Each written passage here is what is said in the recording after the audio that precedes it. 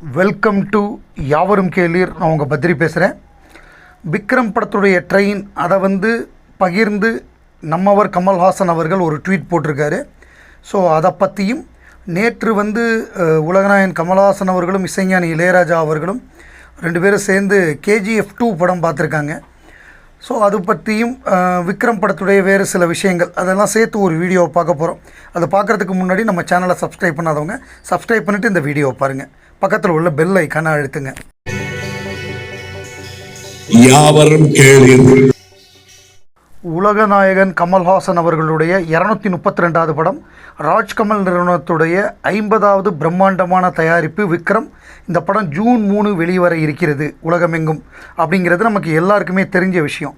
இந்த படத்தை பொறுத்தவரைய புதுமையான முறையில் வியாபார யுக்தி படத்தை ப்ரமோட் பண்ணுறதுக்கு ட்ரெயினில் இந்த படத்தினுடைய போஸ்டர்கள் ஒட்டப்பட்டு அது இந்தியா ஃபுல்லாக எல்லா பகுதிகளுக்கும் போகிற மாதிரி ஒரு பிளானு. அதனுடைய முதல் ட்ரெயின் கோயம்புத்தூர் ஜங்ஷன்லேருந்து பெங்களூர் ஜங்ஷனுக்கு போகிற மாதிரி பிளான் பண்ணியிருந்தாங்க. ஸோ அதற்காக கோயம்புத்தூரில் அதிகாலை 5:30 மணிக்கு 5 மணிக்கே கமல் ரசிகர்கள் கோயம்புத்தூரில் திரண்டு அங்கே செலிப்ரேட் பண்ணாங்க. ஸோ அந்த இதை ஃபோட்டோலாம் எடுத்து அதுக்கு பூவெல்லாம் தூவி அதை ஏற்பாடு பண்ணாங்க. அதே மாதிரி பெங்களூர் போனதுக்கப்புறம் கமல் ரசிகர்கள் அதுக்கு பூ தூவி வாழைமரம்லாம் கட்டி மிக பிரம்மாண்டமான முறையில் செலிப்ரேட் பண்ணிட்டாங்க. ஸோ இது ரசிகர்களுடைய கொண்டாட்டம். உலகநாயகன் கமல்ஹாசன் அந்த ட்ரெயினுடைய புகைப்படத்தை 1 நிமிஷம் வரக்கூடிய ஒரு வீடியோவை பகிர்ந்து அவர் என்ன சொல்லியிருந்தாருன்னா, என்னுடைய படங்களில் நீங்கள் பார்த்துருப்பீங்க ட்ரெயின் காட்சிகள். உதாரணமாக சொல்லணுன்னா 3ஆம் பிறை, மகாநதி, தேவர் மகன் இந்த படத்துடைய காட்சியெல்லாம் உங்களுக்கு நினைவுக்கு வரும். என்னுடைய புகைப்படங்களோட ட்ரெயின் போகிறது எனக்கு ரொம்ப சந்தோஷமாக இருக்குது. எனக்கு ட்ரெயின் காட்சிகள் ரொம்ப பிடிக்கும். ஏன்னா ட்ரெயினை படம் பிடிக்கிறதும் ரொம்ப சுலபமான விஷயம். அதனால் நான் ட்ரெயின் படப்பிடிப்பை ரொம்ப விரும்புவேன்னு சொல்லியிருக்காரு. நமக்கு ஞாபகம் இருக்கும், மகாநதி படத்தில் ட்ரெயின் கிட்டத்தட்ட ஒரு கேரக்டராகவே வரும்.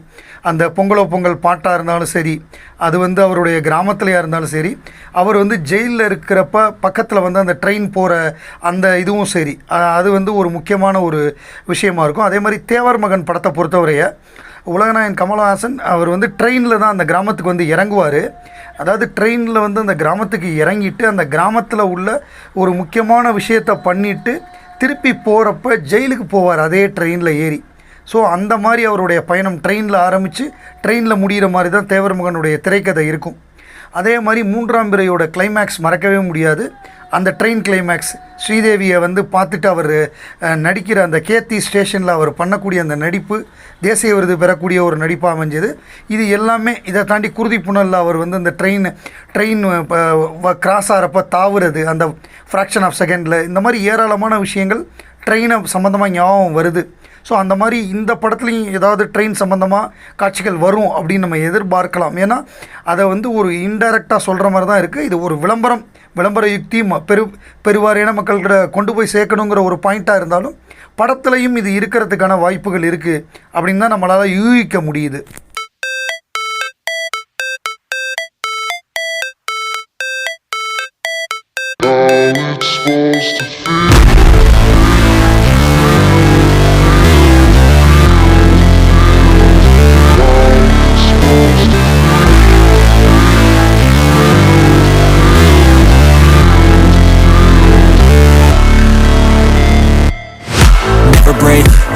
Fight, never quit, do it right, play the game, win it life, have no shame, there's no time, feel the pain, live the grind, I could change, in my mind, pick a lane, commit and climb, the only way to win it life, I never miss, that's fact, taking big swings, put your hand to the bat, put me in the ring, you'll go out in a bag, cause I sing what I mean and I bring it to the mad light, ain't got time to kill, I got time to feel, I took a red pill, I know life's short so I wanna live real, but how's it supposed to feel?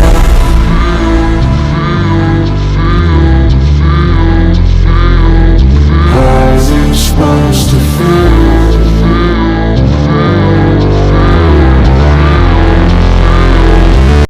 நேற்று சாயங்காலம் social media ஃபுல்லாக ஒரே பரபரப்பு, Twitter எல்லாமே எங்கே பார்த்தாலும் எல்லாரும் கலைஞானி இசைஞானி 2 பேரும் சேர்ந்து KGF 2 பார்க்குறாங்க அப்படின்னு சத்யம் தேட்டரோட அந்த இதில் எஸ்கேப் சினிமாஸில் வந்து படம் பார்க்குறாங்க அப்படின்னு படம் பார்த்துட்டு அவங்க வந்த பிக்சர்ஸ் வரிசையாக எல்லாருமே ஷேர் பண்ணிகிட்டு இருந்தாங்க. அதில் குறிப்பாக என்னன்னா யஷுடைய ரசிகர்கள், யஷுடைய கன்னட ரசிகர்கள், தெலுங்கு ரசிகர்கள், தமிழ்நாட்டில் இருக்கக்கூடிய ரசிகர்கள் அவங்கெல்லாம் வந்து உலகநாயகனும் இசைஞானியும் சேர்ந்து பார்க்குறாங்க அப்படின்னு சொல்லி அவங்க மகிழ்ச்சியாக அதை இது பண்ணியிருந்தாங்க. ஏன்னா 1000 கோடி ரூபா கிட்ட வசூலாக இருக்கிற அந்த படம் அது வந்து ஒரு இந்தியாவில் உள்ள மிகப்பெரிய டெக்னீஷியன்களில் 2 பேர் முக்கியமானவங்க, கலைஞானி கமலஹாசனும் இசைஞானி இளையராஜாவும். அவங்க 2 பேர் சேர்ந்து அவங்களுக்காக ஸ்பெஷலாக ஸ்க்ரீன் பண்ணியிருக்காங்க சத்யம் தேட்டரில். ஸோ அவங்க பார்க்குறாங்கங்கிறது வந்து அந்த படத்துக்கு இன்னும் ஒரு மெரிட்டு தான். ஏற்கனவே அந்த படம் மாபெரும் வெற்றி, மக்களால் கொண்டாடப்படுற படம். அது இன்னும் இந்த திரையுலகில் வந்து பெரிய கலைஞர்கள் எல்லாம் சேர்ந்து பார்க்குறாங்கங்கிறது அந்த படத்துக்கு இன்னும் மெரிட்டை ஏற்றும்.